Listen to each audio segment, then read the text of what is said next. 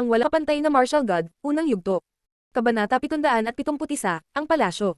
Jun Moshi, bakit hindi sumama si Qing Mengzin sa iyo? Tanong ni Tang Yuyu.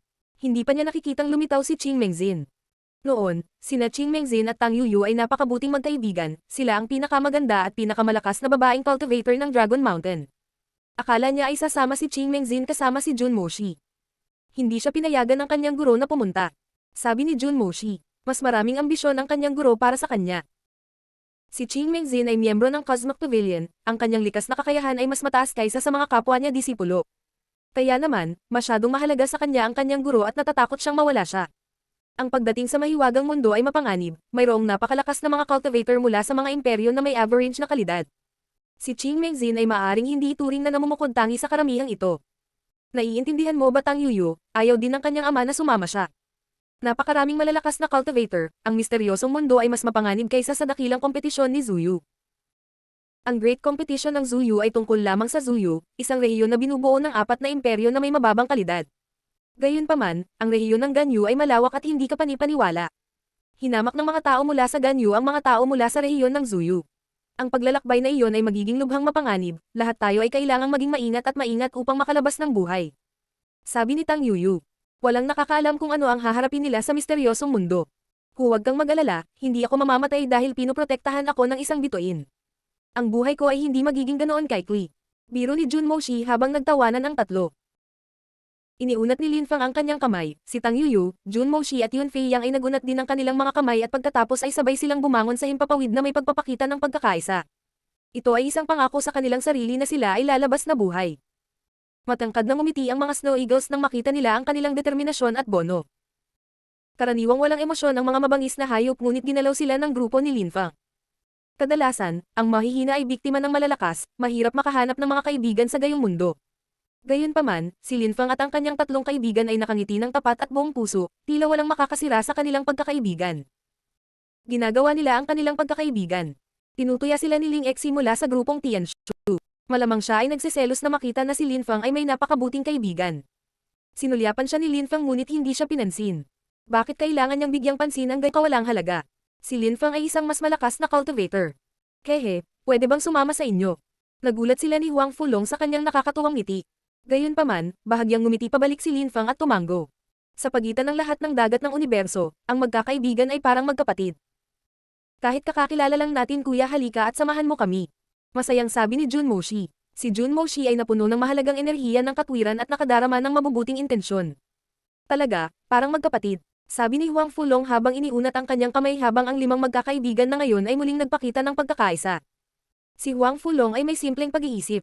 Ang pangalan ko ay Huang Fulong, maaari mo akong tawaging Dahaichong. Dahaichong, iyon ay isang vulgar na pangalan. Biro ni Yun Fei Yang na hindi disente habang nagtawanan silang 5. Talagang nagustuhan ni Huang Fulong ang pangalang Dahaichong. Tiyak na parang magaspang ngunit nagustuhan niya ito, wala siyan pakialam. Mukha silang masaya at walang pakialam sa mundong iyon ng kalupitan at kawalan ng emosyon, masarap sa pakiramdam na suportahan ng mga kaibigan at pakiramdam na nagkakaisa. Nagpatuloy ang pagbuhos ng mga grupo, para sa karamihan ay hindi pinansin ng karamihan ang sinuman sa kanila. Nakatitig lang sila sa dambuhalang kabaong, mahinahong naghihintay na lumipas ang oras. Umupo si Lin Fang na naka-cross-legged at ipinikit ang kanyang mga mata, siya ay kalmado at tahimik, walang maaaring makagambala sa kanya. Gayunpaman, hindi lahat ay maaaring manatiling kalmado gaya ni Lin Fang, ang mga tao ay lalong nasasabik o kinakabahan. Malapit na ang sandaling makapasok sila sa misteryosong mundo. Walang nakakaalam kung ano ang naghihintay sa kanila, makikinabang ba sila sa hindi kapani-paniwalang mga kayamanan o masasaktan at mamamatay pa sila. Boom! Boom boom boom! Biglang bumilis ang tibok ng puso ng lahat. Sa isang lugar sa malawak na lugar, mayroong isang partikular na tunog na kumakalat. Biz! Isang malakas na tunog ang kumalat sa atmosfera, naramdaman nilang nanginginig ang kanilang mga katawan kasabay ng tunog. Gayunpaman, sa sandaling naramdaman nila ito, tumigil ito. Oras na, naisip ng karamihan. Ang oras upang pumunta sa mahiwagang mundo ay dumating na sa wakas. Biz-biz. Nagsimula muli ang hagong at ang mga tao ay nagsimulang manginig. Lahat ay mukhang determinado at kinakabahan habang dahan-daang tumayo, ang kanilang mga mata ay puno ng lakas at determinasyon. Nakatitig sila sa napakalaking kabaong na nakakuyom ang mga kamao. Matagal na silang naghintay at sa wakas, papasok na sila sa misteryosong mundo. Biz boom boom boom. Ang malakas na ugong ay napalitan ng mga dagandong. Sa lupa, ang mga bato at buhangin ay lumilipat na parang may lindol, gayunpaman, ang kapaligiran ay nanaglamang ng isang nakakatakot na katahimikan. Ang mga pinuno ng mga grupo ay nagsimulang maglakad ng dahan-dahan, ang kanilang misyon ay magsisimula na. Abangan ang iyong sarili. Sabi ng 7 Snow Eagles habang papasok sila. Tila milyon-milyong kilo ang bigat ng kanilang mga hakbang sa sandaling iyon. Isang nakakatakot na pressure ang sumalakay sa atmosfera habang ang isang nakakatakot na chi ay lumabas sa lupa. Ang mga strong cultivator mula sa Tian Chi ay sumulong lahat kasama ang iba pa. Sabay tayong umatake. Sabi ng isang tao. Nakita ng mga tao ang isang nakakatakot na lakas na lumipat patungo sa kabaong. Ito ay malamig, matulin at mabangis. Ito ay bumangon upang masira ang tuktok ng bundok. Buhangin at bato ang tumalsik sa hangin nang bumukas ang lupa. Bumis ang silweta ang marahas na tinapakan sa lupa habang tumataas ang alikabok. Pagkatapos, lumitaw ang nakakatakot na mga ilaw. Sky. Isang liwanag na sinag ang kumalat sa hangin. Earth. Boom boom. Natapakan ng isa pang tao ang lupa kaya mas lalo itong yumanig. Isa pang light beam ang lumitaw. Tubig, apoy, kulog, bundok, hangin, metal. Boom boom boom boom. Ang lupa ay patuloy na nanginginig habang ang mga silhouette ay patuloy na tumatalon pasulong. Biglang may mga light beam sa lahat ng dako. Lumitaw ang mga trigram sa kalangitan at nagsanib sa isang transforming sa isang napakalaking istruktura ng trigram na mukhang malalim na mahiwagang spell. Ang mga cultivator na ito ay nasa Tian Chi layer at maaaring lumikha ng formation. Naisip ni Lin Feng na namangha. Natutunan niya ang ilang magic spells at formations noon, alam niya kung gaano kitakat ang mga iyon. Ang mahiwagang pakikipagsapalaran sa mundo ay tila hindi ito maaaring magsimula ng mag-isa, alam ng malalakas na cultivator na ito kung ano ang gagawin, na para bang nakatanggap sila ng mga tagubilin. Boom boom boom. Ang isang walang katapusang bilang ng mga light beam na pinagsama-sama ng trigram sa kalangitan, ang bundok ay agad na napatag. Ngunit huminto ito sa paggalaw, na para bang may ilang naghihigpit na enerhiya. Break break break. Ang mga liwanag na sinag sa kalangitan ay naging mas nakakasilaw. Ang mapanirang enerhiya ay tumaas sa hangin, ipinikit ng mga tao ang kanilang mga mata. Ang lupa sa ilalim ng kanilang mga paa ay nanginginig ng husto, ang mga dagandong ay nakakatakot habang ang 8 trigram na pattern sa kalangitan ay nawala at isang dambuhalang palasyo ang lumitaw sa lupa. Unti-unti itong nagsimulang lumabas sa lupa. Ang walang kapantay na martial god, unang yugto. Kabanata 772, pagpasok sa mahiwagang mundo.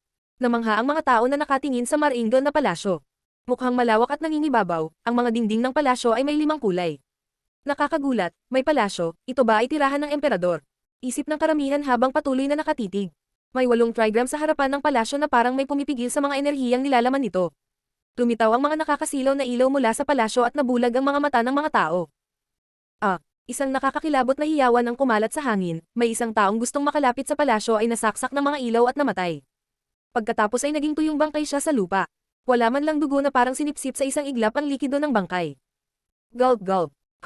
Nagpanik ang karamihan. Natakot ang mga tao kaya bumalik sila. Ang mga gustong sumugod sa palasyo saglit bago biglang tumigil ang lahat. Ang mga ilaw na nakakalat ng palasyo ay maaaring pumatay ng mga tao. Hanggang sa tuluyang bumukas ang lagusan, walang makakalapit dito. May galit na sumigaw. Ang mga cultivator na iyon ng Tian Chi layer ay naglalabas pa rin ng kanilang enerhiya, na naglalagay ng presyon sa palasyo. Boom! Sa sandaling iyon, isang silhouette ang bumangon sa hangin at naglabas ng napakapangit na chi. Isang Zun cultivator. Ang mga balintataw ay lumiit, nakakagulat, mula sa palasyo ay lumitaw ang isang Zun cultivator. Boom boom boom. Patuloy na kumakalat ang chi sa hangin habang may mga silhouette na lumitaw sa lahat ng sulok ng 8 trigram. Ang mga taong iyon ay napakalakas kaya ang kanilang chi ay tila hindi maarap. Mga cultivator ng Zun. Mister. Sabay-sabay na sigaw ng karamihan. Ang mga taong iyon ay iginagalang na mga cultivator ng Zun. Ang mga cultivator ng Zun mula sa ilan sa mga dakilang maimpluwensyang grupo ay lumitaw. Mayroong higit sa 100 ng iba't ibang uri ng makapangyarihang chi sa kapaligiran. Ang mga enerhiya ng mga cultivator ng Zun na iyon ay naglalaman ng ilang hindi kapani-paniwalang kahalagahan ng enerhiya. Error. Ang mga cultivator ng Zun ay nagpapakawala ng napakalaking enerhiya habang ang mga snowflake ay nahulog mula sa nagyayelong kalangitan, habang ang araw ay sumisikat ng mabangis. Tila may kumukulo ng bumagsak sa palasyo ang nakakatakot na mga thread ng abstruse energy na iyon. Malakas na yumanig ang palasyo, inatake ng hindi kapani-paniwalang mga ilaw na naglalaman ng enerhiya ng kamatayan ng mga cultivator ng Zun. Ngayon na, buksan mo, sabay-sabay na sigaw ng ilang tao. Biglang sumikat sa ere ang isang nakakatakot na liwanag ng espada at parang walang iba kundi mga espada sa hangin. Boom! Ang liwanag ng espadang iyon ay nagwasak sa kapaligiran at bumagsak sa palasyo. Kumalat ang mga dagandong sa hangin habang ang mga nakamamatay na ilaw na iyon ay itinulak pabalik ang liwanag ng espada, at sa palasyo, lumitaw ang isang napakalaking gintong pinto. Place rate. Galit na sigaw ng cultivator ng espada na si Zun. Isang liwanag ng espada ang nagpapaliwanag sa kapaligiran, nasalanta ang lahat sa daan at bumagsak sa gininto ang pinto ng palasyo. Mabilis, wala na tayong maraming oras. Sabi ng isang tao. Gumamit sila ng mas malalakas na enerhiya ngayon, ang 8 trigram ay tila naglalaman ng puwersa ng gravitational. Parang ang malalakas na cultivator na iyon ay hindi nakikipaglaban sa palasyo kundi laban sa isang tao. Break. Ang isang tao ay naging isang espada ng liwanag at ang mga nakakasilaw na ilaw ay sumalakay sa buong kapaligiran. Nabasag ang pinto ng palasyo at muling lumitaw sa hangin ang cultivator ng espada na si Zun. Ang kanyang chi ay lumulutang sa kanyang paligid habang nakatitig sa pinto na may ngiti sa kanyang mukha. Pumasok ka dali. Wala tayong masyadong oras kaya kailangan na nating magmadali. Sigaw ng cultivator ng espada sa karamihan. Tara na, tumakbo rin si Lin Fang patungo sa pintong iyon. Ang mga cultivator ng Zun at Tian ay ginagamit ang lahat ng kanilang lakas upang ilagay ang palasyo sa ilalim ng presyon, sila ay tumutulong na panatilihing bukas ang pinto ng palasyo. Kaya, wala silang oras na sayangin. Mahigpit na sinundan ni Jun Moshi si Lin Fang habang tumatakbo silang lahat para sa pinto. Asar! Sigaw ng isang tao habang inilalabas ang kanilang layunin sa karamihan, pinabagal ang lahat. Masyadong malakas ang kanyang chi. Tian Chi Layer. Maraming tao ang hinarang nitong nakangiting baliw. Pagkatapos, lumipat siya sa butas pagkatapos nila. Nagpatuloy ang mga cultivator sa pasulong na parang gusto nilang tumawa, pinapanood nila ang isang patay na tao. Kung ang cultivator na iyon ng Tian Chi Layer ay pumasok sa misteryosong mundo, hindi ba siya mamamatay? Naisip ng tao na napakaswerte niya dahil ang mga cultivator ng Zun at Tian Chi Layer na iyon ay nakabukas ang pinto para sa lahat, ngunit hindi niya pinapansin ang panuntunan. Ang mga tao ng Tian Chi Layer at mas mataas ay hindi makapasok sa misteryosong mundo. Sa pagdaan niya sa pintuan, lumitaw ang isang nakasisilaw na liwanag na naglalaman ng napakagandang enerhiya. Inangat niya ang ulo niya at agad ding nawala. Moron. Mula noong sinaunang panahon, ang palasyong iyon ay naglalaman ng nakakatakot na enerhiya ng kamatayan, lalo na ang pintuan.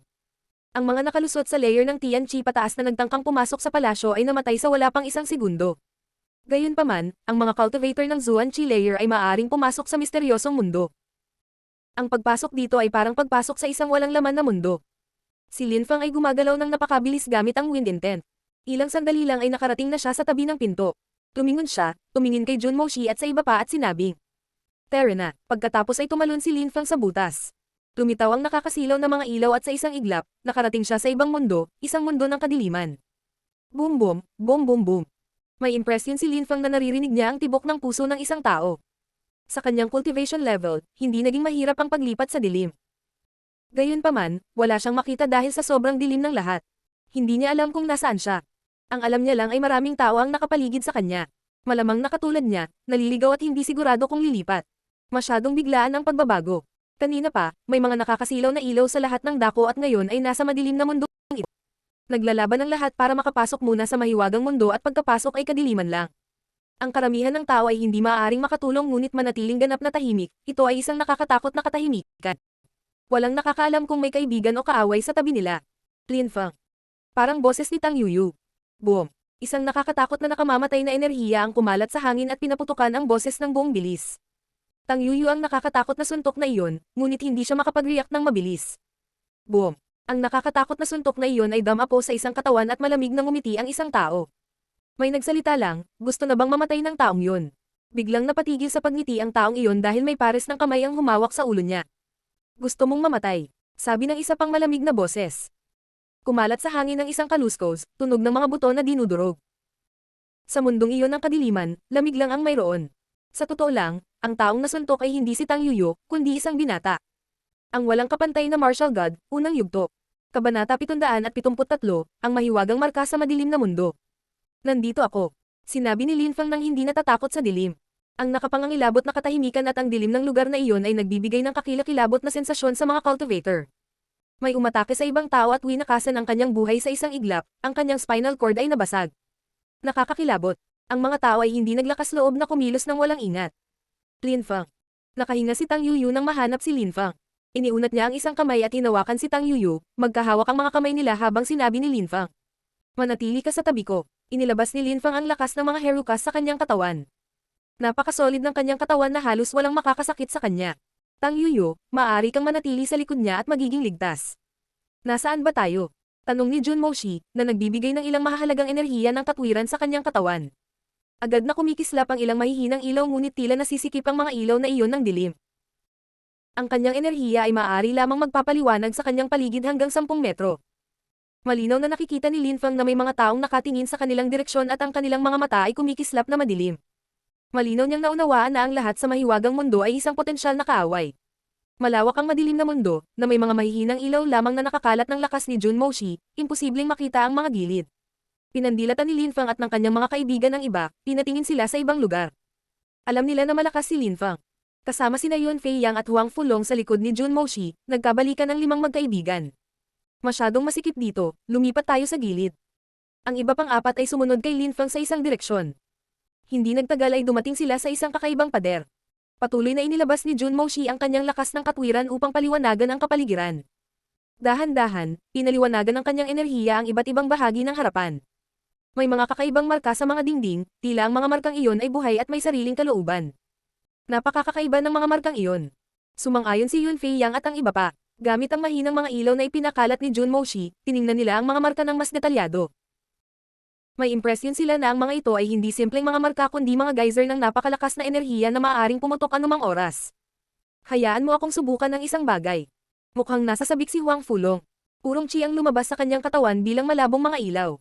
Pinaliwanagan niya ang isa sa mga kakaiba at misteryosong marka mula sa simula hanggang sa wakas gamit ang kanyang chi. Isang nakakatakot na pisikal na lakas ang lumitaw, ang puso ni Huang Fulong ay halos tumalon mula sa kanyang dibdib. Gaano kalakas, ang mga markang iyon ay naglalaman ng nakakatakot na lakas. Huwag mo nang masyadong pilitin. Pinutol ni Lin Fang si Huang Fulong, na pagkatapos ay tumigil sa pagpapakawalan ng kanyang purong chi. Ang nakakatakot na lakas ay nawala kaagad, na iniwan si Huang Fulong na naguguluhan. Ano ang nangyayari? Isang nakakakilabot na hiyaw ang bumasag sa nakakatakot na katahimikan ng madilim na mundo, na ikinagulat ng kanilang grupo.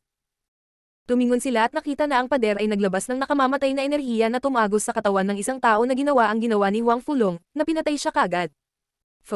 Si Huang Fulong huminga ng malalim, tuyong bibig ang kanyang bibig habang nilainggan niya si Lin Fang. Gaano kadelikado. Kung hindi hinarang ni Lin Fang si Huang Fulong, siya na sana ang namatay. Alam na nila ngayon na ang mga pader ay mapanganib, sa isang nakakatakot na antas. Gaya ng inaasahan, delikado ang bawat hakbang sa misteryosong mundo. Walang nakakaalam kung saan o kailan naghihintay sa kanila ang panganib. Marami pa ang nakapansin noon kaya unti-unti silang lahat umalis sa dingding at nagtungo sa gitna. Ngunit, hindi umalis si Lin Fang at ang kanyang mga kaibigan dahil naiintindihan nila na kung hindi nila atakihin ang mga pader na may purong chi, walang mangyayari. Bukod pa rito, talagang interesado si Lin Fang sa mga markang iyon. Anong uri ng mga marka ang mga iyon? Ano ang nagbigay sa kanila ng gayong kapangyarihan? Ang intuition ni Lin Fang ay nagsasabi sa kanya na may higit pa sa pader na ito. Hinawakan ni Lin Fang ang mga marka gamit ang kanyang mga daliri at saka bamulong kay Jun Moshi, siguro kung kakopyahin natin ang mga kakaibang markang iyon ay may makukuha tayo. O baka magagamit natin ang mga ito sa ilang paraan. Iyon talaga ang iniisip ko. Tumanggo si Jun Moshi. Ang mga markang iyon ay nagtataglay ng ganoong kalakasan, kung hindi sinusubukang unawain ang mga ito ay nakakalungkot. Nasa palasyo sila ng emperador. Ganoon ba kadali ang mga bagay? Tumanggo si Lin Fang kay Jun Moshi na tila naiintindihan. Huminto si Jun Moshi sa pag-iilaw sa paligid at nahulaan ng iba na umalis sila. Inilagay ni Lin Fang ang kanyang kamay sa dingding at sinimulang maramdaman ang mga marka sa ilalim ng kanyang mga kamay. Napakabilis, hinawakan niya ang mga marka at sinubukang alalahanin ang mga pattern. Nako, hindi ko na matandaan silang lahat, nakakagulat. Isip ni Lin Fang. Matapos tanggalin ang kanyang kamay, hindi na niya maalala ang mga pattern. Nagtaka siya dahil parang nakalimutan niya ang kalahati ng pattern. Pagkaraan ng maikling panahon, unti-unting sinabi sa kanya ng iba na hindi na rin nila maalala ang mga pattern. Ang mga marka ay medyo mahiwaga. Sabi ni Jun Moshi, kahit na dapat nilang maalala ang buong pattern, sa bawat oras na nilalayo nila ang kanilang mga kamay, nakalimutan nila ang hindi bababa sa kalahati nito. Napakadaling na isalo ng mga cultivator, na natutong gamitin ang kanilang puso at utak. Ngunit ang gawaing ito ay kakaibang tila higit sa kanila. Mukhang wala tayong makukuha sa mga markang iyon. Single ni Jun Moshi, hayaan mo akong subukan muli. Nagalit si Lin Fang. Napatingin siya sa napakaitim na pader at biglang lumitaw ang malamig na ilaw sa kanyang mga mata. Mukha silang walang emosyon at walang ekspresyon. Ang mga mata ni Lin Fang ay umiikot sa kanilang mga orbit. Kaagad pagkatapos, isang larawan ang lumitaw sa kanyang mga mata, na parang may hawak na hard copy na larawan ang kanyang utak. Kopya. Ang kanyang mga mata ay kumikislap habang ginagamit ang kanyang celestial spirit. Tila may mga ilaw na lumalabas sa kanyang mga mata at iniskan ng ibabaw ng dingding habang patuloy na lumilitaw ang mga imahe sa kanyang utak. Hindi niya nakalimutan ang mga ito sa pagkakataong ito. Tulad ng inaasahan, binibigyang daan ako ng aking celestial na espiritu na malampasan ang paghihirap na ito. Isip ni Lin Fang na ang mga mata ay kumikislap sa tuwa. Ang iba ay unti-unting lumingon sa kanya, ang mga kakayahan ni Lin Fang ay tila walang katapusan. Kaya niyang gawin ang lahat. Nagpatuloy si Lin Feng sa paglipat patungo sa isa pang pader, pagkatapos ay siniyasat niya ang mga marka ng dingding na iyon at isa pang kumpletong imahe ang lumitaw sa kanyang utak. Si Lin Feng ay mukhang wala sa isagot. Nakapagtataka, ang paggamit ng kanyang celestial spirit sa pag-inspeksyon sa dingding ay nakakapagod, parang hinihigop ang kanyang siga. Ang mga markang iyon sa dingding ay may partikular na bagay ngunit mahirap makuha. Anong nakakatakot na mga marka, baka ang emperador ng mga chismis ang mismong inukit ang mga ito. Naisip ni Lin Feng na hindi pa nakarinig ng ganoong marka. Ipinagpatuloy ni Lin Feng ang pag-inspeksyon sa 3 pang pader.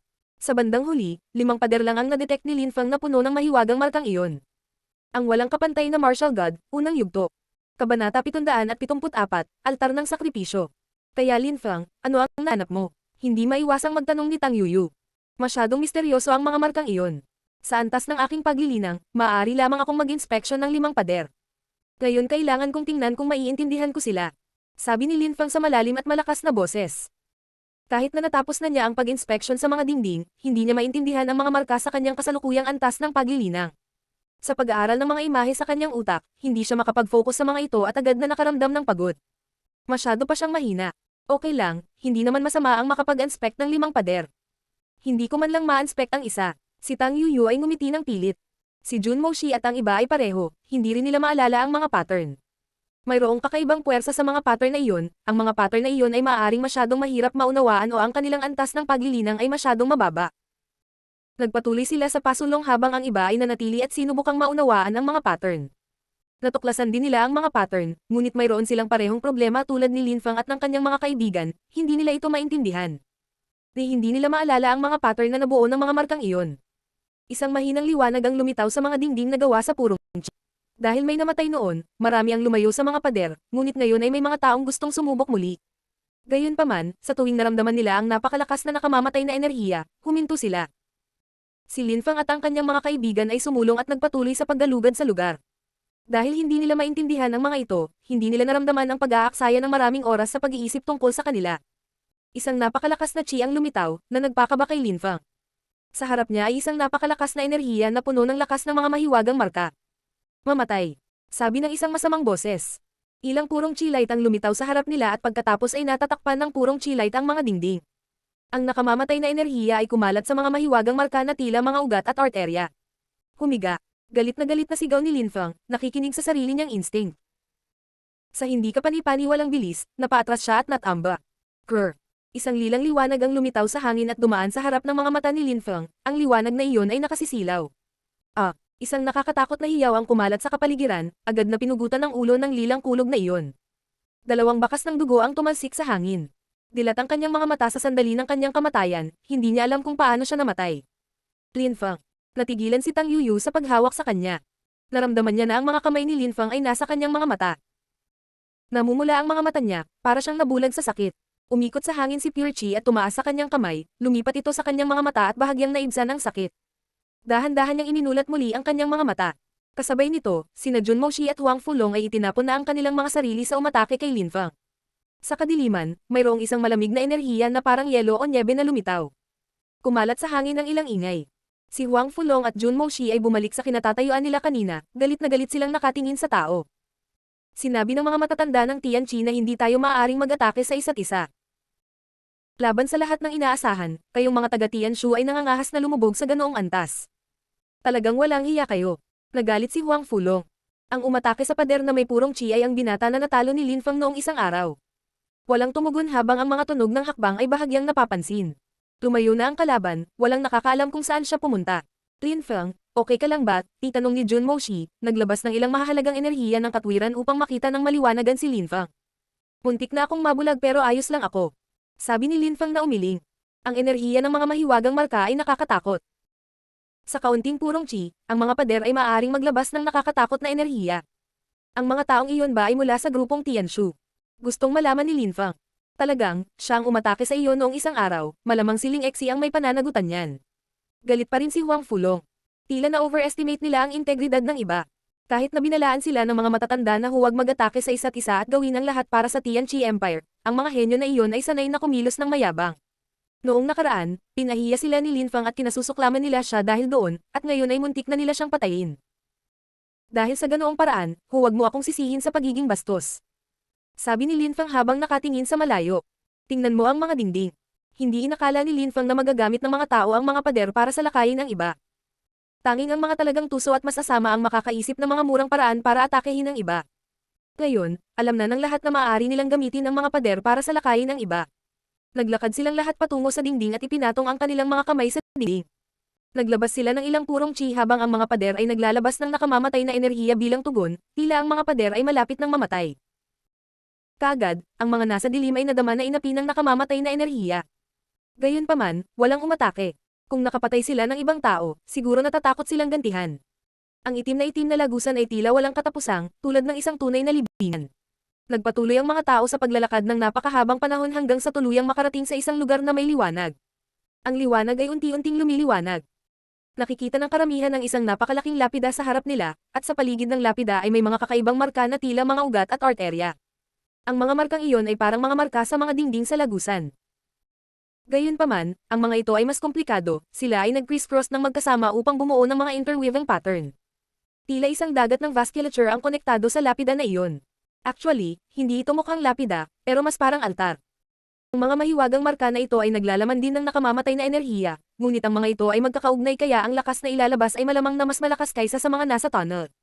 Isip ni Lin Feng, hindi niya pa rin maintindihan ang mga markang iyon. Tumingon si Lin Feng sa paligid niya, wala nang ibang labasan. Mayroon lamang isang network ng mga mahiwagang marka sa paligid ng lapida. Tila ang tanging paraan ng pagsulong ay ang pagsira sa lapida. Tingnan mo, may mga kapintasan ang lapida na iyon, may mga nawawalang bahagi. May nakaturo sa lapida. Sa katunayan, maraming mga tao ang nakakakita ng ilang mga butas na para bang maraming beses itong inatake. Ito ay hindi isang altar at kahit na isang lapida. May malamig na nagmumuni-muni. Tumingin ang mga tao sa direksyon kung saan nanggaling ang boses at nakita si Yu Tianji na nakasuot ng purple na damit. Hindi niya akalain na may ganoon talaga, maliban sa mga chismis. Kung hindi ito isang altar o isang lapida, ano ito? May nagalit na hindi niya naibuhos lahat ng beans. Yung Yu Tianji na yun parang nagpapakitang gilas lang, parang mas matalino siya sa iba. Pakiramdam mo lang at makikita mo. Si Yu Tianji ay nakangiti sa isang misteryosong paraan. Naglakad siya pasulong at pinunasan ang alikabok sa bato. Tila ito ay naruroon sa loob ng milyon-milyong taon. Inilabas niya ang purong chi sa bato na damaloy sa mga kakaibang markang tulad ng ugat. Naramdaman ng karamihan ng isang mapang api na enerhiya na sumalakay sa kapaligiran. Nagkaroon sila ng impresyon na ang mga molekula sa hangin ay nagsisimula ng gumalaw ng mago. Pakiramdam ng kalawakan ay gumagalaw ito sa kanilang paligid. Ayon sa mga alingawngaw, ang ilang mga hindi kapanipaniwalang cultivator ay maaaring maglakbay sa daan-daang libong metro sa isang iglap gamit ang isang tool na naging isang altar ng sakripisyo at binagong espasyo. Ito ba ay ang altar ng paghahain mula sa sinaunang mga kasulatan? May nag-isip nito nang maramdaman niyang gumagalaw ang mga molekula sa hangin sa isang magulong paraan. Maraming tao ang biglang naalala na nabasa na nila ang ganoong bagay sa mga sinaunang libro. Para sa mga kataas-taasang nilalang na ito, ang mga batas ng kalawakan at oras ay wala at maaari silang gumawa ng isang uri ng sakripisyo na altar na nagbibigay daan sa iba na gawin din ito. Hindi kaya ang tinatawag na palasyo, o libingan o kung ano pa man ang tawag dito, ng emperador ay wala dito. Higit pa riyan, dapat tayong pumunta sa ibang lugar para makarating doon. Ang walang kapantay na martial god, unang yugto. Kabanata 775, pagtawid sa kalawakan. Kung iyon ay isang altar ng sakripisyo, dapat ba nating gamitin ito upang makapunta sa puntod ng emperador? May na-curious. Napakaraming tao ang nakasimangot, mahigit 1,000 tao ang nandito at ang altar ay nakakapagpadala lamang ng 100. Ang altar ay malamang na umiral sa milyon-milyong taon, paano kung may problema sa time-space? Maaari silang mawala at mamatay. Ang ilan ay nagtataglay ng hindi maarok na mga motibo, na nagnanais na tumawid sa kalawakan kasama ang mga kaaway. Mukhang kailangan nating pumunta sa libingan ng emperador at iyon lang ang solusyon na mayroon tayo. Si Yu Tianji ay walang malasakit. Dahil lahat ay natatakot, ang mga taga-Tianji ay susubukan muna. Nakangiting sabi ni Yu Tianji. Humakbang siya at pumasok sa altar ng paghahain. Si Yu Tianji ay itinuturing na isang malakas na cultivator, sinundan ng iba. Pagpasok niya sa altar, sinundan siya ng iba. Hindi. Maraming tao ang nag-aalinlangan nang makita nila ang misteryosong ngiti ni Yu Tianji. Hindi napigilan ng isang tao na sabihin. Dahil nakapunta na ang ating mga ninuno sa libingan ng emperador, walang maaaring mangyari. Kung sila ang unang dumating ay makukuha nila ang mga kayamanan bago tayo. Talaga, bakit dapat mauna ang mga taga-Tianji? Tumunog ang iba. Kung hindi ako magbo-volunteer may alinlangan kayong lahat, pero kung papasok ako may alinlangan din kayo. Anong gusto mong gawin ko? Tinantanong ko ang lahat, sino ang gustong pumasok muna? Hindi naman kailangang si Tianji ang unang grupo na makapasok. Galit si Yu Tianji. Papasukin mo muna sila. Una o huli, mahalaga ba? Isang taong matangkad mula sa East Sea Dragon Palace na nakasuot ng dragon robe at mukhang medyo malakas ang nagpasya.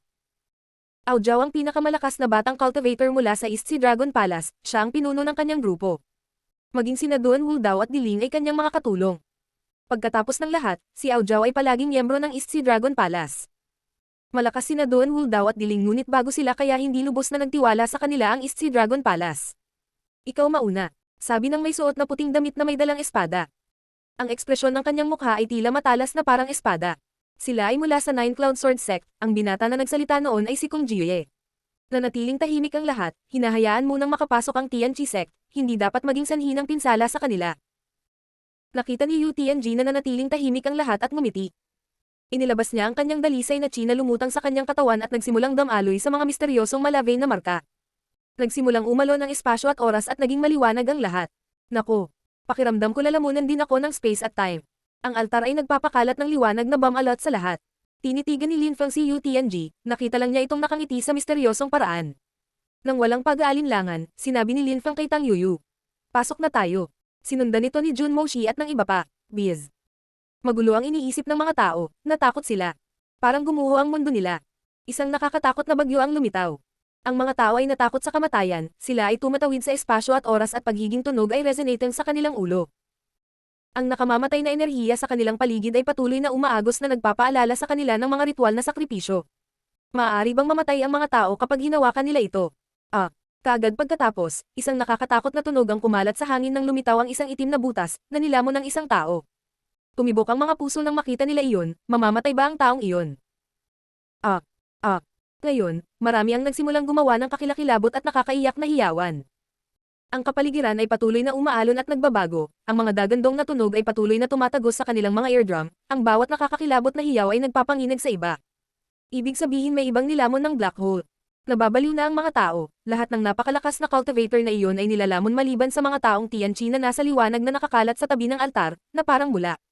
Walang exception, gaano man sila kalakas, hindi nila kayang labanan. Naisip ni Lin Feng kung gaano kalakas ang espasyo at oras sa ibabaw ng altar. Ang lugar na iyon ay dapat na maging puntod ng emperador, ngunit ang emperador na iyon, gaano siya kalakas? Ano ang kanyang antas ng paglilinang? Hindi alam ni Lin Feng ang mga sagot sa mga tanong na iyon. Napalunok ang lahat maliban sa mga nasa liwanag, kumakalat ang mga dagandong sa hangin sa harapan nila, nagbabago ang kapaligiran nang mawala ang mga ilaw. Bigla silang nahulog mula sa langit. Boom boom boom. Wala silang oras para mag-react nang bumagsak sila ng gravity sa lupa, na lumikha ng malalim na bunganga. Si Lin Feng ay walang pagbubukod, siya rin ay natakot, ang kanyang puso ay mabilis na tumitibok. Walang tigil ang mga ingay sa kanyang ulo. Wala siyang oras para mag-react, bumagsak muna siya sa ulo. Ang katawan ni Lin Feng ay sobrang solid, kaya inalis niya ang kanyang ulo sa lupa at tumingin sa iba. Kalokohan, anong altar ng sakripsyo? Isinumpa si Huang Fulong, gumagapang pataas at nagkakamot ng ulo. Gaano kalakas ang lalaking iyon? Sa isip ni Lin Feng habang nakatingin pabalik kay Huang Fulong na tila walang sugat. Ang iba ay halos lahat na sugatan. Mula sa kanilang 5, si Tang Yuyu ang pinaka-nasugatan, na may mga pasa at sugat sa lahat ng dako. Siya ang pinakamahina sa kanilang lahat. Ang mga nilamon ng black hole ay malamang na hindi namatay, mas malamang na ang mga nasa altar ay maaaring tumawid sa kalawakan ng magkasama habang ang iba ay tiyak na itinapon sa iba't ibang lugar ng random. Sabi ni Jun Moshi habang nakatingin sa bagong lugar. Ito ay isang malawak na lugar, ito ay tila malungkot at naglalaman ng isang sinaunang kamatayan chi. Nandoon din ang ibang grupo mula sa Tianqi, wala ring masyadong kritikal na nangyari sa kanila. Tumayo kaming lahat sa altar at magkasamang naglakbay sa kalawakan. Ngayon na mayroon kaming bentahe ng pananatay lang magkasama, madali kaming manghuli at pumatay ng iba. Ang mukha ni Yu Tianji ay puno ng pagpatay, ngunit siya ay mukhang ganap na kalmado at tiwala. Ngunit sa palagay ko ang puso ng ilang tao ay puno ng masasamang intensyon at ayaw nilang gawin iyon. Inakusahan ng isang miyembro ng grupong Tianshu si Lin Feng at ang kanyang mga kaibigan. Tama, may mga taong biglang nagpasya na maging mamamayan ng Tianqi, paano natin matitiyak na hindi sila masama? May ibang tumunog. Kailangan nating isantabi ang mga tensyon na ito, huwag kalimutan ang ating initial goal. Kinakatawan namin ng Tianqi, hindi tayo 7 magkakaibang grupo, kailangan naming manatiling nagkakaisa. Sabi ni Yu Tianji. Wala akong tutol ngunit natatakot ako na ang mga taong naging miyembro ng Tianqi sa pinakahuling minuto ay maaaring magdulot sa atin ng kaguluhan.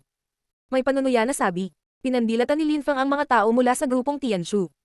Ang mga masugid na aso ay gustong kumagat ng ibang tao. Hindi pa sinagot ni Lin Feng ang nangyari sa tunnel. Nakapagtataka, hindi man lang niya ito nabanggit, pero may nagkukusa pa na guluhin siya.